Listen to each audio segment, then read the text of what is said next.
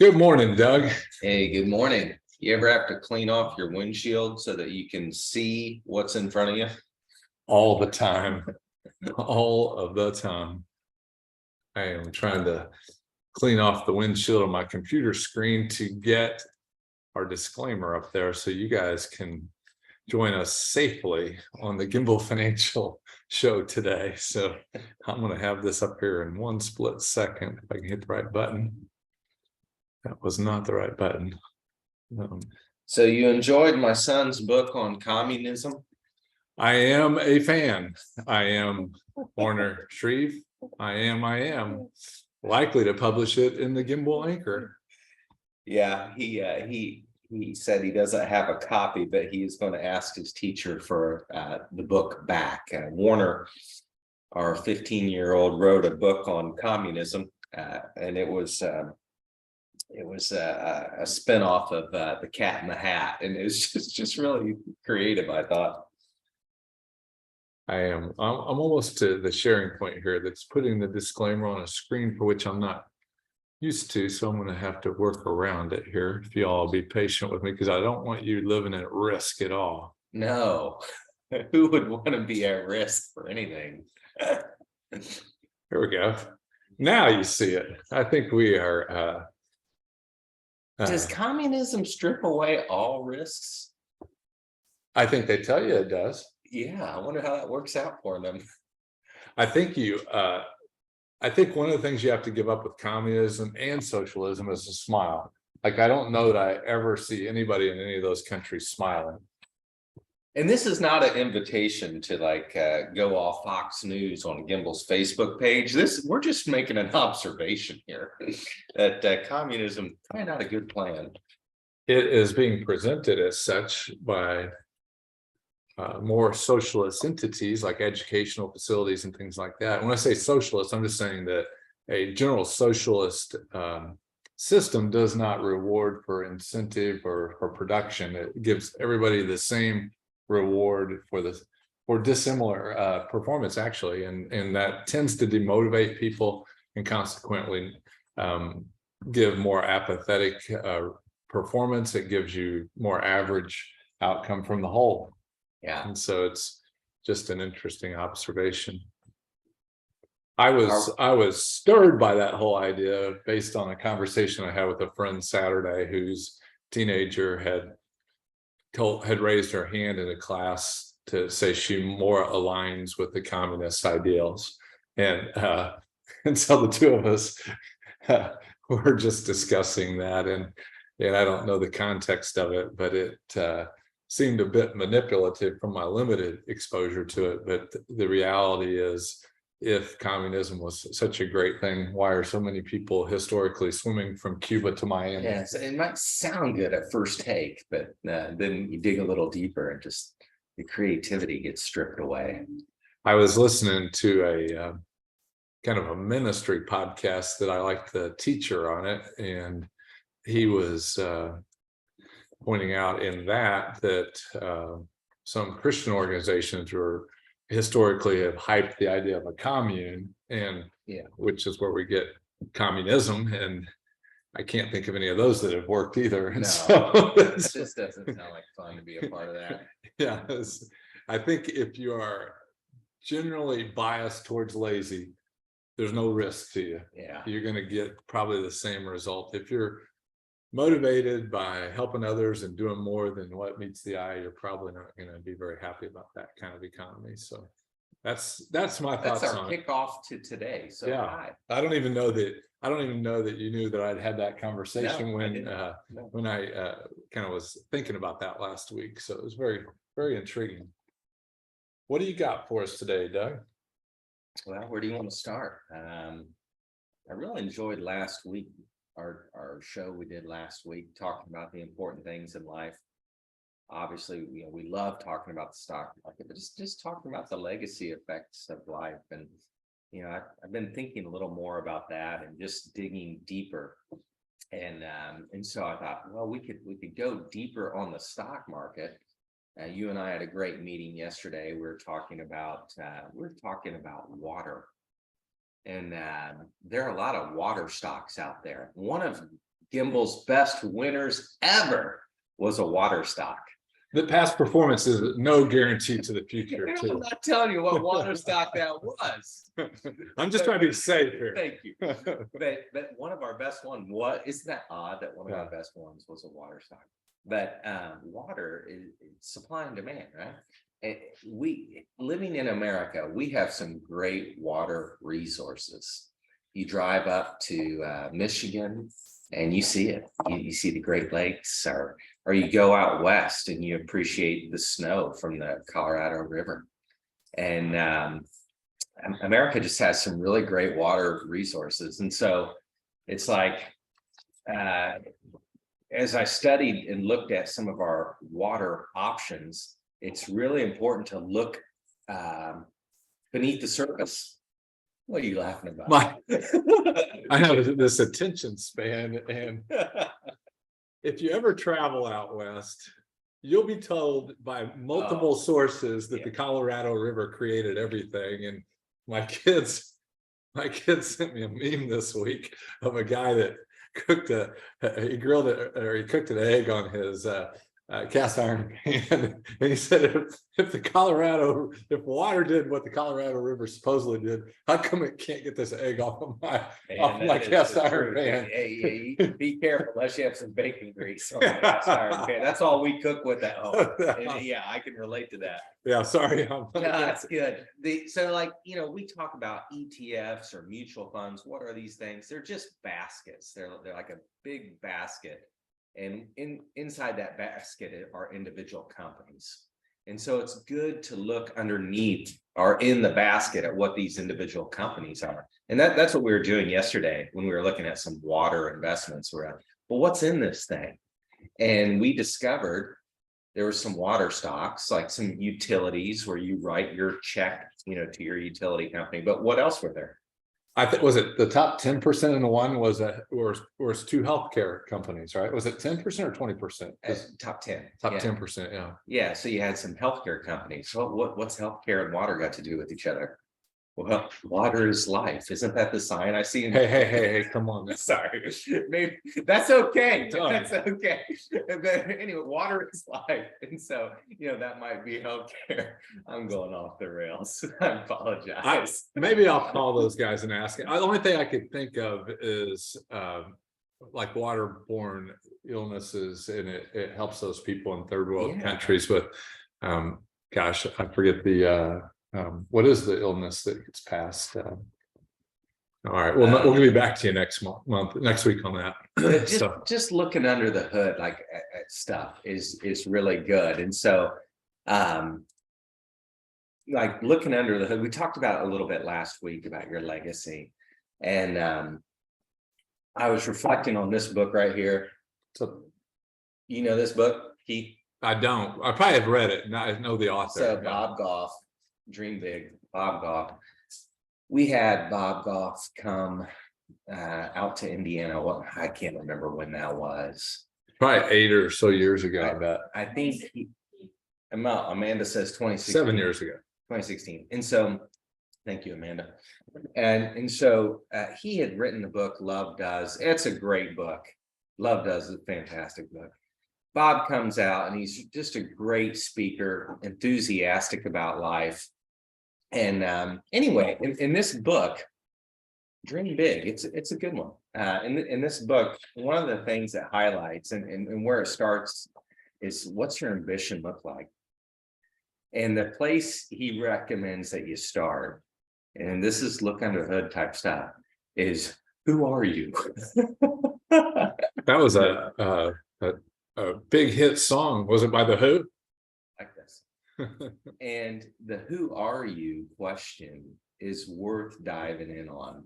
And thanks to Keith, he helped me with the who are you question by just having a different opinion on the way you see the world. And I thought it was really weird for years. And the who are you question, you dive a little deeper on that, and you see what you're made of, and you see what really drives you. And then I just think ambition's going to follow. Yeah, I think you're right. And it's kind of like we look at trends all the time on this show, but you figure some of that stuff out, and then the trend is going to look pretty good in your life. So that's some of the stuff that's on my mind, and what I'm looking at and learning, what I'm being a student of anyway. And I've mentioned, I think on the show, and it sounds like Keith's fatalistic, that like the idea of writing your obituary is really a time management thing, not a end of life thing.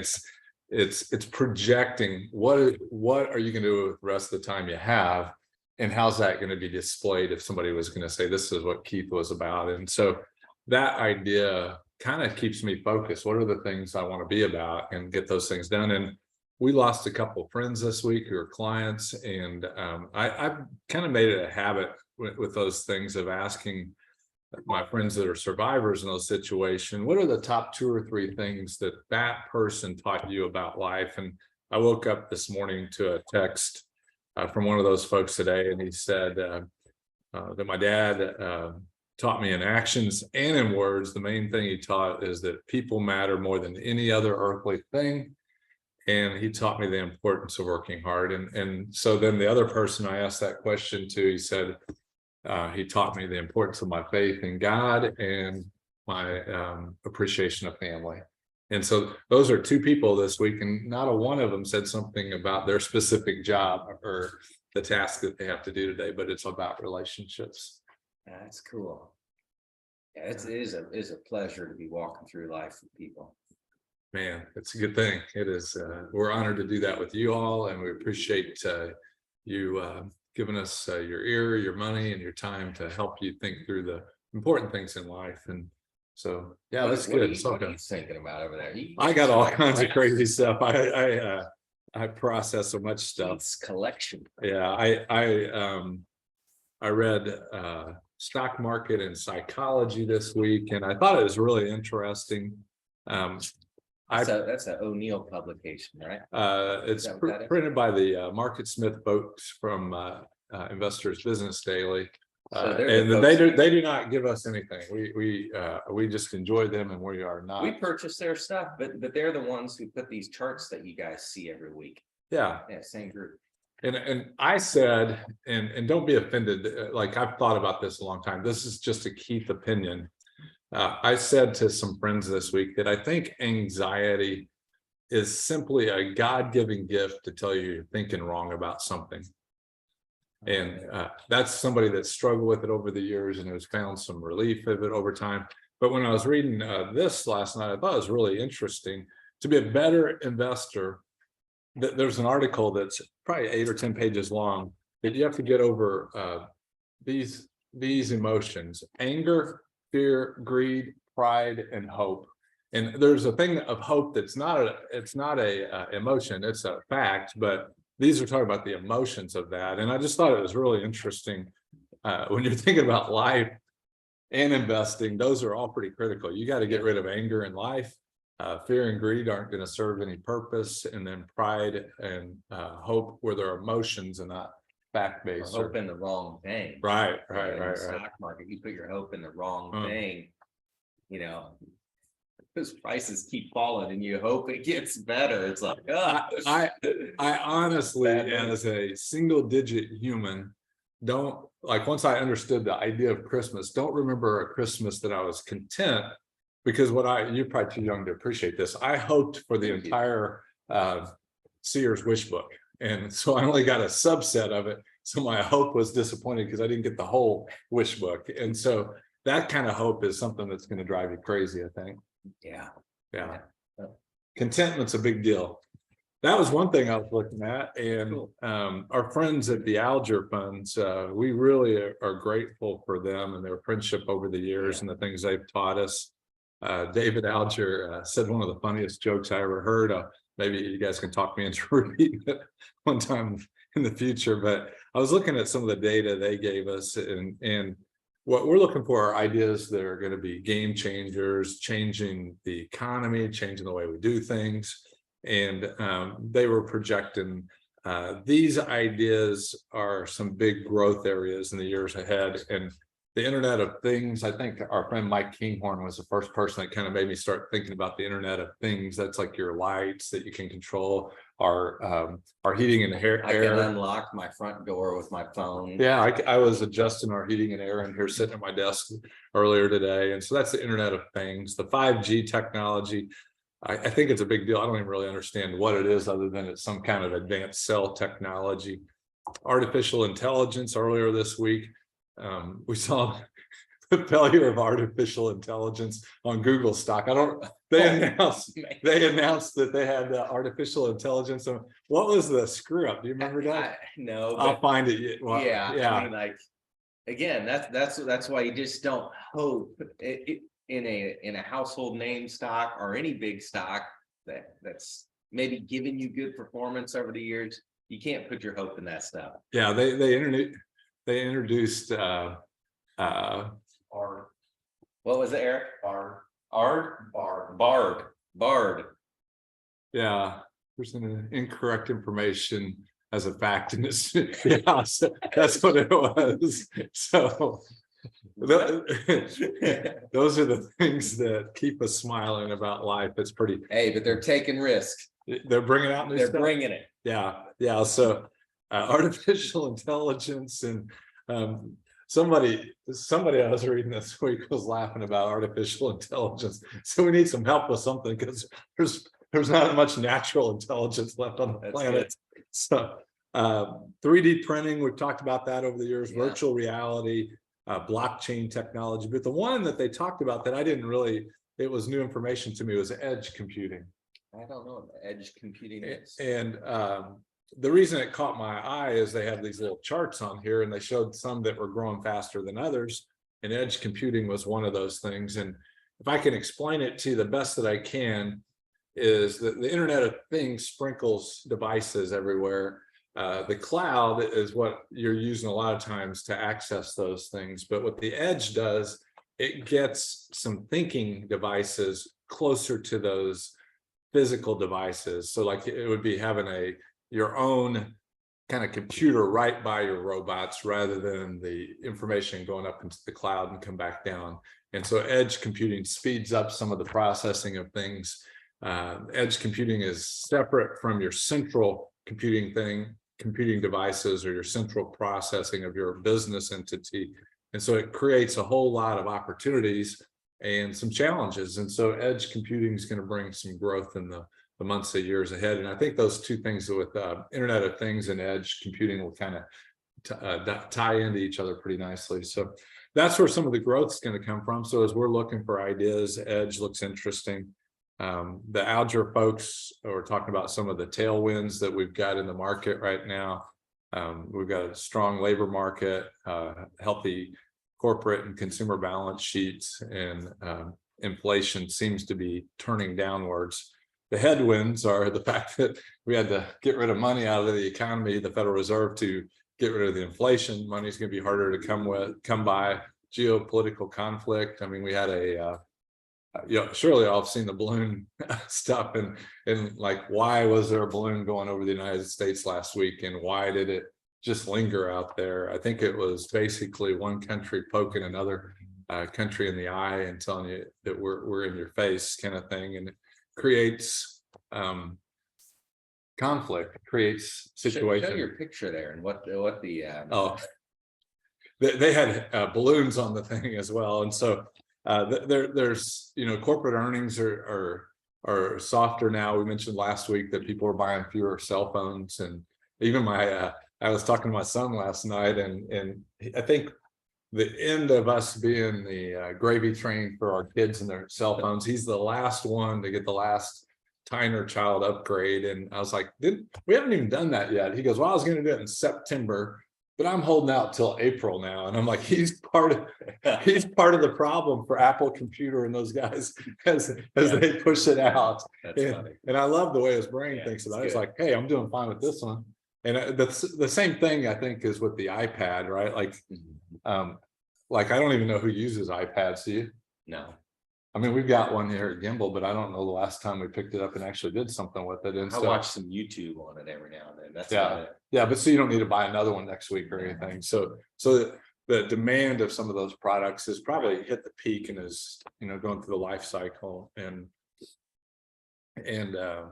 then I was looking at some of the, I was spending some good time with the Alger folks, and they were just talking kind of in marketing class. They had a kind of the life cycle of a product, and they did the same thing with these things on here, like smartphones and PCs are probably near the end of like the growth portion of it, but they showed the cloud, life science tools, AI, electric vehicles, genomics, solar, metaverse. I don't even know what AR, VR is. I'll have to figure that out. But there's just things that come along the curve all the time and create new opportunities for us. And so growth is always going to be a thing.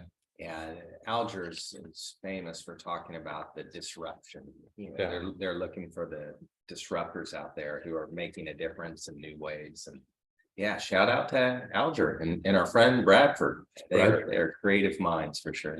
Yeah, but that disruption, you see it in just about any sector of life. I was talking to a friend about how like traditional church services were disrupted in the last decade or two by the mega church, and that really you don't see. I think there's one like a local church just a few houses down here, but you see the mega churches, and then that creates its own challenges, which somebody will create a solution, and we'll probably have the local church building again one day.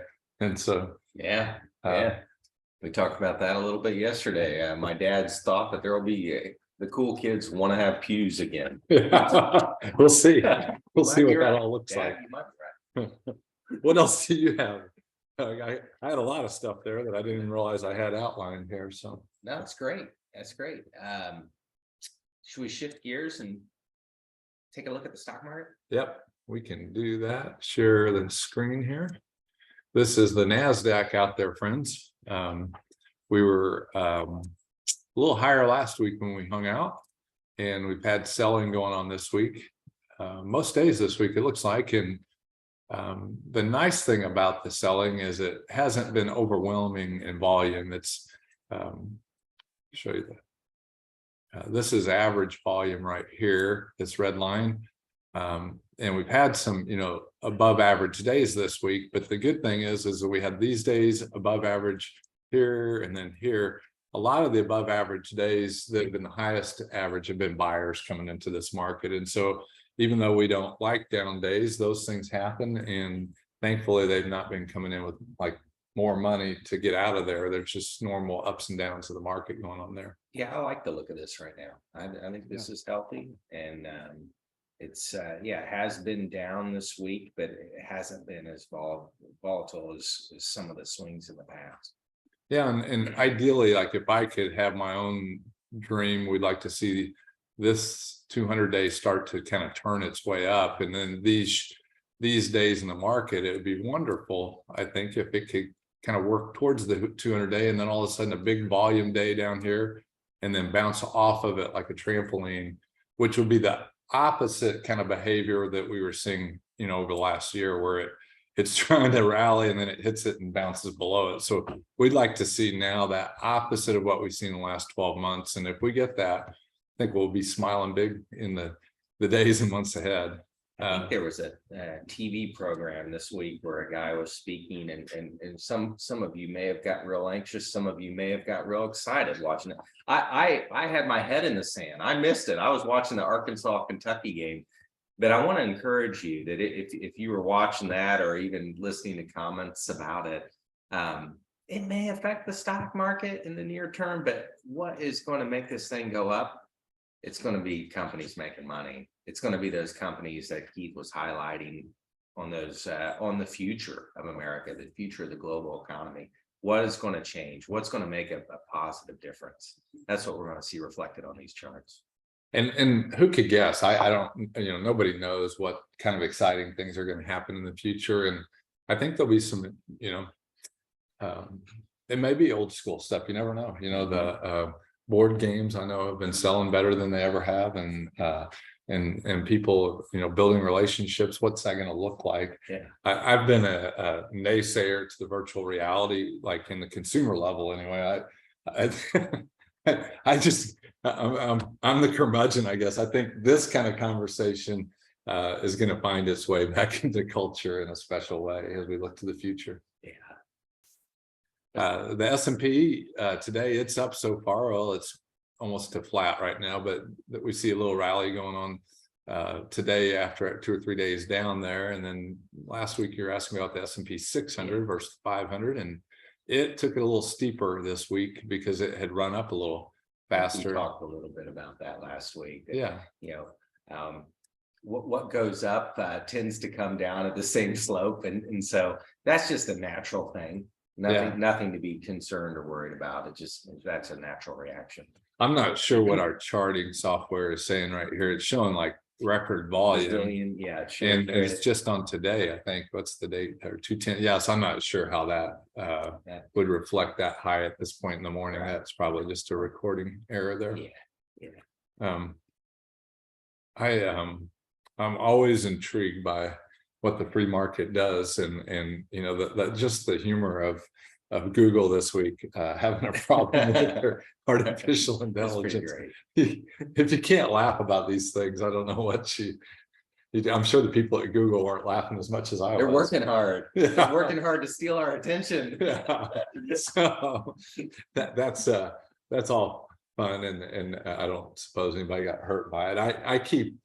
I keep using I don't think Google's is the one. I think the one I've been using is Elon Musk. I don't know who owns the one, but I wrote in last month's Anchor about what's the purpose of education in America and what's the history of it. And it pulls all that data in from the known data out there on the cloud. And you can see biases even in the artificial intelligence, because if they're creating all this rhetoric that gets out on there, and then artificial intelligence goes by the masses to formulate its opinions, you can see the opinions.